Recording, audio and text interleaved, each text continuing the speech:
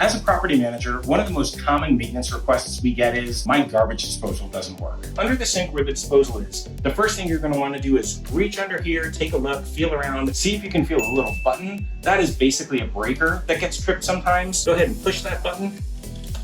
Give it a test. So if pushing that reset button doesn't do the job, the next thing you're going to want to do is look underneath here. Chances are either this is already under your sink, or you can get an Allen key that fits in there pretty easily. It's going to be right in the center. You get that in there, and that allows you to turn this, break anything loose that might be stuck in there. And then chances are 8, 9 times out of 10, that does the job.